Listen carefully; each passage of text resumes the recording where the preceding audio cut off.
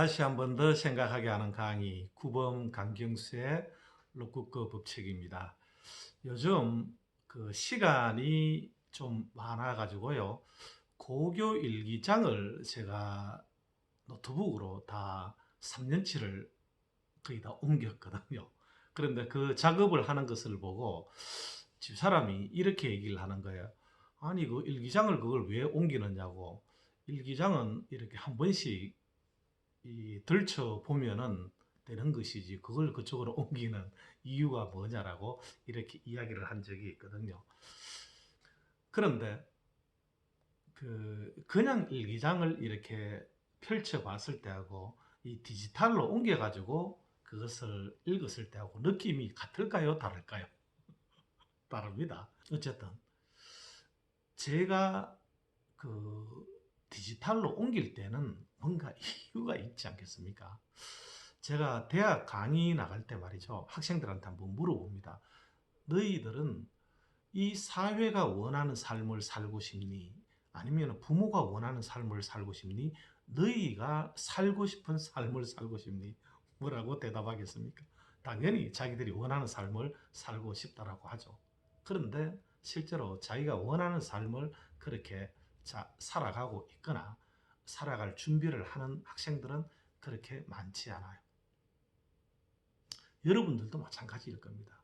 내가 원하는 삶을 살고 싶은데 과연 내가 원하는 삶을 살아가고 있는가? 그죠? 내가 삶을 사는가? 살고 있는가? 아니면 삶이 나를 끌고 가는가? 저절로 사라지고 있는, 그죠? 내가 삶을 사는 것이 아니고 어쩌면 저절로 사라지는 그런 삶을 살아가고 있지는 않는가 하는 그런 의문이 한 번쯤 일어날 때가 있지 않습니까? 저도 그럴 때가 이렇게 가끔 있거든요. 옛날에 우리가 학창 시절에 어떤 이게 셀러리맨의 신화라고 받들여지던 사람이 지금 안타깝게도 영어의 몸이 되어 계시지만 MB 대통령이었거든요. 그런데 그분의 이렇게 칼럼 기사들을 이렇게 읽어보면 물론 자서전도 읽어본 적이 있습니다만은 자기가 현대건설에 근무를 할 때 막 일이 자기한테 밀려오는 거예요. 밀려오는 이 느낌을 견딜 수가 없더라는 거예요. 자기가 일을 하는 것이 아니고 일이 막 나에게 밀려오는 이 느낌을 견딜 수가 없더라는 거예요. 그러니까 현대건설에는 뭐 장비들이 많이 있지 않겠습니까? 그래서 어느 한 날은 작정을 하고 그 불도저인가 그 어떤 중기를 말이죠. 완전히 자기가 다 해부를 해버렸다는 거예요. 그게 어떤 이게 거기에서 건설회사에서 일을 하는데 그 건설 장비에 대해서는 잘 모르는데 거기에 대한 일들은 막 밀려오고 제대로 처리를 할 수가 없는 거죠. 그래서 도저히 그런 자신을 견딜 수가 없어가지고 그 불도저인지 다른 중기인지 모르겠습니다만 그것을 그 완전히 자기가 다 해체를 해버렸다는 거예요. 그것을 제대로 파악을 하기 위해 가지고 그런 사람들이 있는 것이죠. 아주 주도적인 사람들인 거죠. 그러니까 그냥 수동적으로 살아가지는 이 삶이 아니고 진짜 내가 원하는 삶을 살고 싶은 그런 주도적인 사람들이 있는 것이거든요. 또 뭐 제가 가끔 얘기합니다만은 둘째 아이 이야기를 제가 가끔 이야기를 했거든요. 그런데 그 둘째 아이가 대학을 입학을 하고 나서 뭐라고 하느냐 하면은요. 등록까지 했는데 등록을 취소를 하라는 거예요. 그 왜 취소를 해야 되는데? 라고 하니까 너무 그렇게 급하게 막 그냥 때가 되면 대학 가야 되고 그렇게 그냥 소위 말하는 제가 말씀드린 살아가지는 듯이 그렇게 대학을 가고 싶지가 않다는 거예요. 걔도 어떤 뭐라고 그냥 어떤 때가 되면 가야 되고 살아가지는 듯한 이런 게 아니고 내가 가고 싶을 때 가겠다 이렇게 이야기를 했는데 그런 측면에서는 지금 이것하고 좀 맥락이 있습니다만 그런데 그 이면에는 참 그 아이가 대학을 못 가고 그로 인해 가지고 오랜 세월 거의 4, 5년 정도 이렇게 하여튼 자기가 다른 길로 이렇게 갔다가 그 길이 반드시 시간을 허비한 것만은 아니라는 그런 저는 믿음을 가지고 있긴 합니다만, 그래도 부모로서 안타까움은 이거는 피할 길이 없거든요. 그런데 제가 아이가 그 대학을 그 어떤 요리 관련 대학이었는데 합격을 했을 때 제가 이렇게 얘기를 했거든요. 인생 너무 급하게 가려고 하지 마라. 너무 급하게 가려고 하지 마라. 장기적인 삶에 있어서 볼 때는 어떤 이 방향이 중요하고 그러하기 때문에 너무 급하게 안 가도 된다. 이런 말을 제가 했거든요. 그 말이 시가 된다 그러지 않습니까? 이걸 리더십에서는 자성의 언이라 그러는데, 그것 때문에 그게 또 아이한테 영향을 끼쳐가지고 아이가 그런 결정을 내리지 않았는가. 그 이후 아이가 진짜 그 캠퍼스에 가서 아이들하고 뛰어놀고 그 젊음을, 그죠?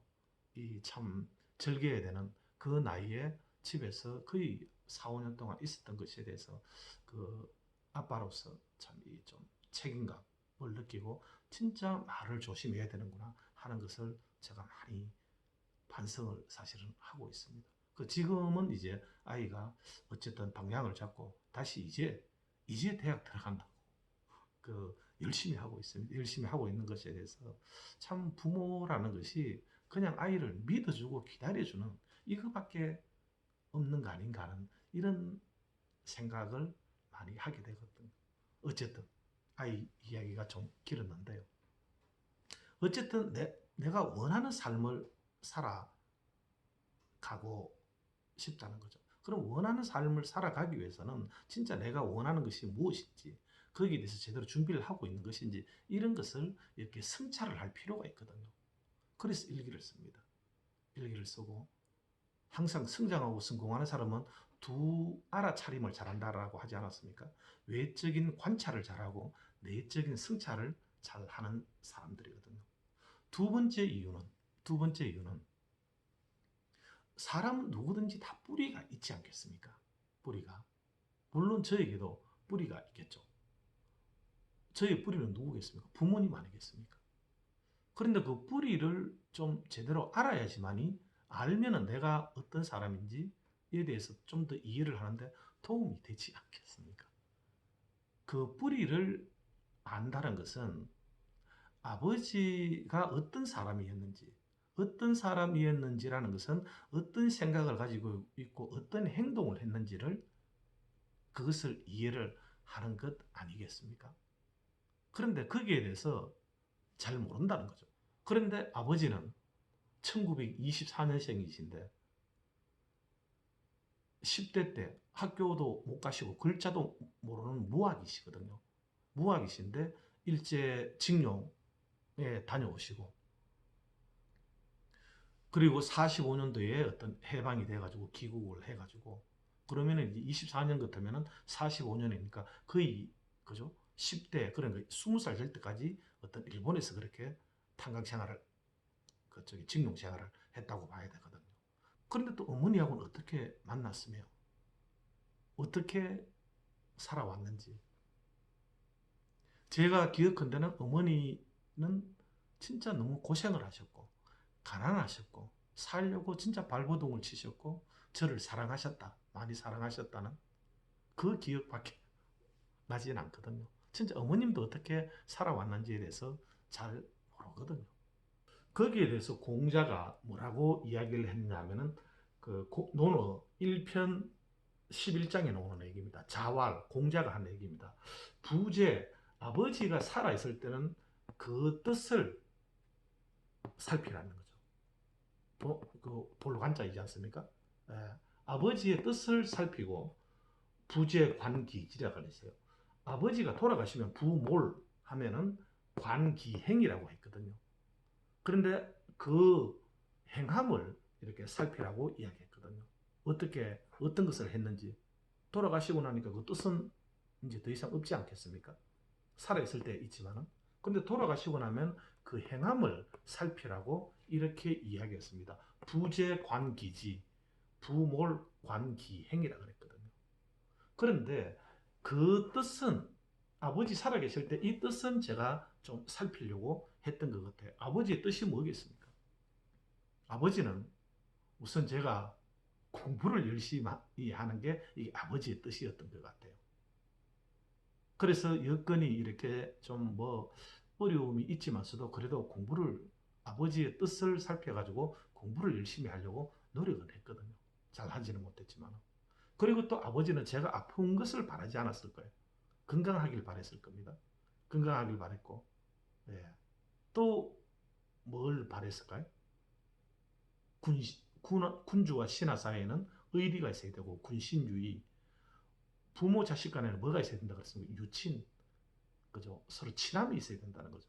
아버지는 아마 저하고 이렇게 둘이 살지만은 잘 지내고 싶었을 거예요. 얘기도 좀 나누고. 그런 어떤 친함을 원했을 겁니다. 아버지 뜻이. 그런데 과연 내가 아버지에게 얼마나 이렇게 좀 다정다감하게 친하게 그렇게 잘 지냈는지 참 부족함이 한없이 많지 않았을까. 어쨌든 아버지 살았을 때는 그런 것을 아버지 뜻을 이렇게 살피려고 이렇게 어느 정도 했는데 그런데 돌아가시고 나서는 그 행함을 살피라고 했는데 그 행함을 알 길이 없다는 거예요. 알 길이 없다는 거예요. 아버지 살아신 전에 이런 말씀을 많이 하셨거든요. 내가 살아온 것을 글로 썼으면 리아카 2대 분량은 될 것이다 라고 이야기를 하셨거든요. 그 말씀을 여러 번 들은 것 같아요. 리아카 2대 분량은 될 것이다 라고 이렇게 하셨거든요. 진짜 얼마나 파란만장한 삶을 살아오셨으면 자신의 살아온 삶에 대한 그 회한이 그렇게 많으면 그렇게 말씀을 하시겠습니까? 그런데 당신의 아들은 그 파란만장한 삶에 대해서 아버지 진짜 어떻게 살아오셨습니까? 이런 질문을 제대로 한 적도 없다는 거죠. 없다는 거죠. 그런데 그 마음을 지금 제가 똑같이 느끼거든요. 제가 그 나이 때 아버지한테 그런 어떤 그런 데 대해서 물어줄 만한 그런 관심이랄까? 이런 어떤 효성스러움이 부족했듯이 우리 자식들도 마찬가지거든요. 부모가 어떻게 살아왔는지 관심이 별로 없거든요. 그 묻지 않는 거죠. 그런데 이런 생각을 하는 거죠. 언젠가는 자식도 제 나이쯤이 되고 자신의 뿌리에 대해서 또 아버지가 어머니가 어떻게 살아왔는지 여기에 대해서 알고 싶고 그럴 때가 오지 않을까. 그런데 그럴 때가 왔는데 아무것도 없다 그러면은 얼마나 뿌리 잘린 수초처럼 막막함을 느낄까. 이런 것을 생각을 하게 되거든요. 저에게 좋은 습관이 하나가 있다면 그 일기를 하루도 빠뜨리지 않는 것이죠. 어느 하루라도 일기를 빠뜨려 버리면은 그 어떤 나의 영혼의 일부가 어디로 날아가 버린, 빠져버린 듯한 이런 느낌을 갖거든요. 그 정도로 그게 습관화가 되어 있는 것인 거죠. 제가 제가 유튜브 강의를 하면서 말이죠. 그 어떤 책의 재발견, 이라는 어떤 카테고리도 만들어 가지고 그 많이 하진 않았습니다만은 만들어 놓고 그 제가 1, 2, 3편까지 채워 넣긴 했는데 그 자기 개발의 효시서가 벤자민 프랭클린의 자서전이라고 이렇게 제가 소개를 한 적이 있거든요. 그런데 그 벤자민 미국 독립의 아버지이고 최초의 미국 시민이라고 이야기를 하는 그죠? 초등학교도 못 나왔지만은 미국의 국장으로서 어떤 장례를 치룬 그 인물이 벤자민 프랭클린인데 그런데 벤자민 프랭클린이 1771년이죠. 아마 65세 때 그 자서전을 쓰기 시작을 했거든요. 그런데 자서전을 왜 썼느냐? 아마 비슷한 그런 심정이었을 것 같은 생각이 들어요.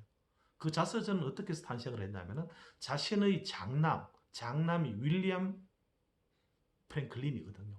윌리엄 프랭클린에게 편지 형식으로 당신이 살아온 삶을 이렇게 그 아들하고는요, 미국이 독립전쟁을 치룰 때 그 아들은 미국의 독립을 위한 편에 선 것이 아니고 영국 편에 섰습니다. 이 완전히 적이었잖아요. 이런 적이었던 아들하고도 같이 산 것 아니겠습니까? 그래서 저도 지금 작업을 하고 있는 것이 언젠가는 저도 제가 어떤 사회적으로 훌륭하고 그런 삶을 살아서 그런 것이 아니고 뭐 그런 삶도 아니지만 그런 삶도 뭐 먼 발치에도 못 가지만서도요. 진짜 우리 자식들에게 그렇게 뭔가를 정리를 해놓는 것이 하고 보라는 것이 아니고 해놔놓으면 언젠가는 아이가 자기가 원할 때 그죠? 자기가 갈증이 나야지만 물을 마시는 것 아니겠습니까? 그때를 대비해 가지고 제가 그렇게 준비를 해놓는 것이 아버지로서의 도리이고 의무가 아닐까 하는 그런 생각도 들어가는 거죠. 또 제가 이 지구의 한 인류로서 인간으로서 누군가가 그런 말을 했죠. 봉사는 인간이 지구에서 인간으로 살아가면서 지불해야 되는 일종의 세금과 같다 그랬어요. 세금과. 진짜 우리가 이 아름다운 지구에 살아간다는 그 자체가 얼마나 큰 복이겠습니까? 그래서 뭔가를 그저 봉사를 하는 것은 지구 시민으로서 지불해야 되는 세금과 같다 그랬거든요. 그런 일을 하는 사람을 홍익인간이라고 이야기를 하는 거죠. 남들한테 이롭게. 진짜 어떤 이 지구인으로 태어나가지고 좀 뭔가 내가 살아온 그 삶이 어떤 한 개체이기도 하지만서도 어떤 전체 일부분이기도 하지 않겠습니까? 그래서 제가 살아온 그 한 부분이 이 전체를 채색을 하는데 그런 어떤 조금이라도 좀 더 아름다운 지구 또는 생명체의 보탬이 되는 그런 삶을 살다 가야 되는 것 아닐까요? 아닌가 그런 생각이 저는 들거든요. 그게 태어난 이유, 태어난 이유가 삶의 목적이 되는 거죠. 그걸 미션이라고 이렇게 하지 않겠습니까? 그런 데 있어서 물론 뭐 살아온 삶이 그렇게 뭐 크고 훌륭하게 살아온 삶은 못 되지만은 그런 기록들이 있기 때문에 그런 것들을 잘 정리를 하면은 우선은 자식들에게 언젠가는 자기들이 원할 때 도움이 되어줄 수 있고 나중에 이 사회에도 누군가에게 필요로 하는 사람한테 도움이 되어줄 수 있을까 하는 그런 마음으로 일기를 쓰고 있습니다. 오늘 하여튼 그쪽에 공자의 그 논어 1편 11장을 하는데 제가 일기를 쓰는 이유하고 좀 이렇게 뭔가 이렇게 매칭이 되는 것 같아가지고 말씀을 드렸습니다. 시청해주셔서 감사드리고 다음 주에 다시